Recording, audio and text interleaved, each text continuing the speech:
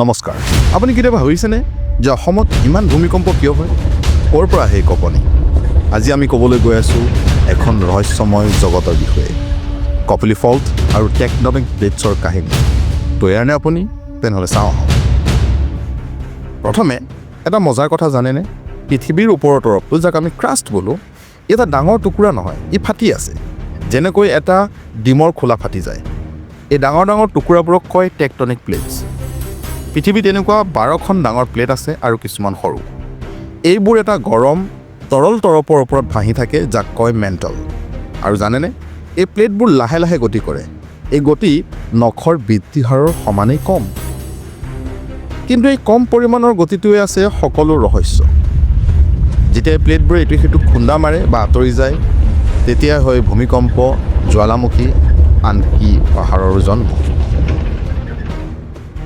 এতিয়া আহক আমাৰ অসমলৈ এইখিনিতে আছে এটা গোপন লাইন কপিলি ফল্ট বা কপিলি ফাট ই এটা 300 কিলোমিটাৰ দীঘল ফাট মানে প্ৰায় 300খন ফুটবল খেলপথাৰ শাৰী পাতিলে যিমান হয় মণিপুৰৰ পৰা আৰম্ভ হৈ ভূটান অৰুণাচল আৰু অসমৰ সীমান্তলৈকে গৈছে এই ফাটটো এই ফল্টটো এখন টেকটনিক প্লেটছৰ ভিতৰত আছে যাৰ নাম ইণ্ডিয়ান প্লেট কিন্তু ই কেনেকৈ জন্মিল বহু হাজাৰ বছৰ আগতে ইণ্ডিয়ান প্লেটে উত্তৰলৈ গৈ ইউৰেছিয়ান প্লেটক খুন্দা মাৰিছিল আৰু এই খুন্দাৰ ফলতে হিমালয়ৰ জন্ম হ'ল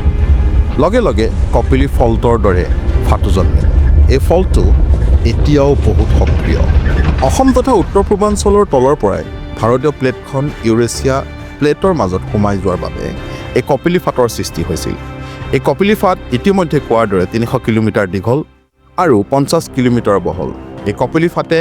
ভূটান অৰুণাচল প্ৰদেশৰ লগতে অসমক স্পৰ্শ কৰি গৈছে আৰু নামৰে পৰা গম পোৱা যায় যে এই কপিলি ফাট কপিলি নদীৰ ওপৰত আছে অসমত কাৰ্বি আংলং মৰিগাঁও নগাঁও এই কপিলি ফাটৰ একেবাৰে ওচৰত পৰে আজি অলপ দিন আগতে নিশাৰ ভাগত 5.2 মেগনিটিউড ৰিক্টাৰ স্কেলত অহা ভূমিকম্পটোৰ অভিকেন্দ্ৰ মৰিগাঁৱতে আছিল 2021 চনৰ 28 এপ্ৰিলত অহা এটা ভূমিকম্প এই ভূমিকম্পটোৰ অভিকেন্দ্ৰ আছিল ঢেকীয়াজুলিৰ ওচৰত যিটো কপিলি ফাটৰ ওচৰতে আছে ভূমিকম্প হ'ব পৰা সম্ভাৱনাৰ বাবে বৈজ্ঞানিকসকলে সকলো ঠাইকে 5টা জোনত ভাগ কৰিছে আৰু ইয়াৰ ভিতৰত আমাৰ অসম হৈছে জোন 5 অৰ্থাৎ অসমত ভূমিকম্প হোৱাৰ প্ৰবল চান্সেছ থকা ঠাই যিকোনো সময়তে অসমত ডাঙৰ ভূমিকম্প আহিব পাৰে অসম তথা উত্তৰ পূৰ্বাঞ্চলৰ এই জোন 5 যিকোনো কাৰণতে ভূমিকম্পৰ প্ৰবল হেঁচাত কঁপি উঠিব পাৰে কপিলি ফল্টৰ কাৰণে অসম এটা কম্পমান স্থান আৰু ইয়াক বৈজ্ঞানিকসকলে সকলোতকৈ বিপদজনক জোন অৰ্থাৎ জোন 5 হিচাপে নামাংকৰণ কৰিছে 1869 চনত এটা 7.8 মেগনিটিউডৰ ভূমিকম্পই অসমক কঁপাইছিল 1897 চনত 8.7 মেগনিটিউডত 1943 চনত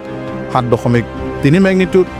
1947 চনত 7.7 মেগনিটিউড আৰু 1950 চনত 8.7 মেগনিটিউড এনেধৰণৰ ভূমিকম্প অসম বা উত্তৰ পূৰ্বাঞ্চলৰ ইতিহাসত লিখিত আছে আৰু এই বছৰেই অৰ্থাৎ 2025 ৰ 27 ফেব্ৰুৱাৰীত 5.0 মেগনিটিউডৰ এটা কঁপনি হৈছিল এইবোৰ কিয় হয়